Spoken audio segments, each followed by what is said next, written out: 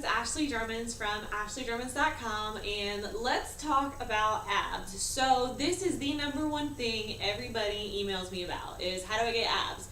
How do I get the lower V lines? I see my first two abs, but I want to see the rest of them. So first of all, you need to check your diet. If you are eating anything with sugar in it right now, you need to cut it out. If you are consuming a lot of dairy, you need to cut it out. If your main goal is to be abs, now you don't want to cut out dairy all the time. You want a pretty balanced diet, but if you are trying to really lean out, dairy, sugar, processed foods, all those things you're going to want to get rid of. The other thing is how you train your abs. You need to think of it like any other muscle group. So training them every day, you wouldn't train your legs every single day. You wouldn't train your arms every single day. So don't do the same thing for your abs. They need rest just like everything else. You want to do something that really pushes you to lean out. So anytime I'm trying to lean out any body part, I switch from a lifting, resting kind of format to supersets with maybe some active rest. So in regards to abs, I always do 3 ab exercises back to back to really target and burn them out as much as possible. Best way to do this, or I like to do this, is I'll choose 3 exercises that target different areas. So I'll do one for upper abs, one for lower abs, and then one for obliques. And I just superset all those back to back without resting. So you're still working your entire core while hitting the different muscle groups. So for example, I can show you a couple that I do. This doesn't require any equipment at all.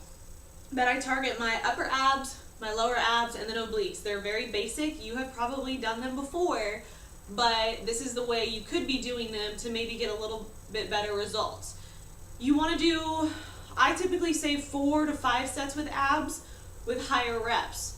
So if you are getting to the point where you're so conditioned that you're not getting sore, add a little bit of resistance to it. Use a 5 or 10 pound dumbbell or a plate just to make your stomach work a little bit harder.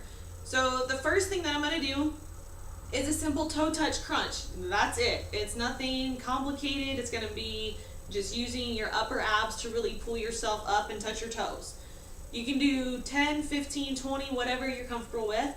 Second one for lower abs is a scissor kick.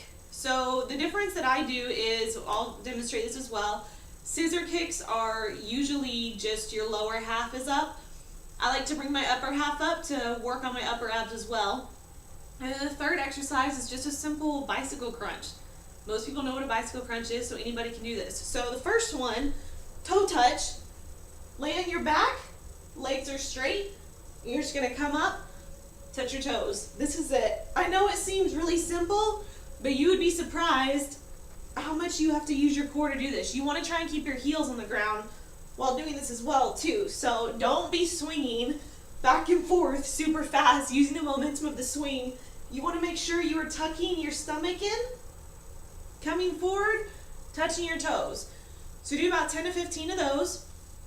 Second ab exercise that I mentioned, the flutter kicks. So typical flutter kick, you put your hands underneath your butt or you can put them to the side. I put them here to support my lower back. And you're gonna have your legs here, and normally you just flutter. But because I like to get extra resistance, I lift my upper abs to work those as well while doing this. You wanna keep your legs about 6 inches off the ground.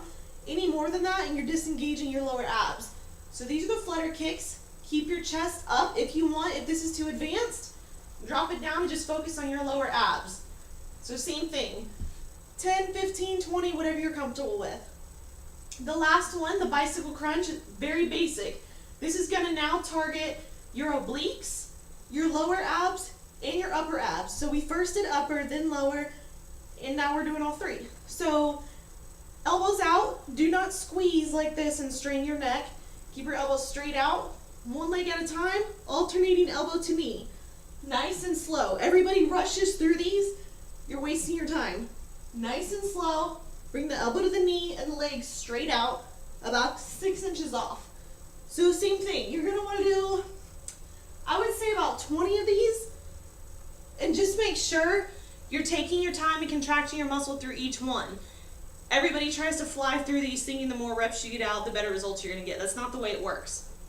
The better form you have, the more you are contracting your muscle and getting full range of motion, better results you're gonna have. Perform those 3 exercises back to back without rest. You can rest after you've completed an entire circuit of that. So start out, if you've never done this, I would say start out with 15 reps. 15 reps, no weight or anything, upper ab toe touch, flutter kicks to the bicycle crunches, then rest, and then repeat for 3 or 4 more times.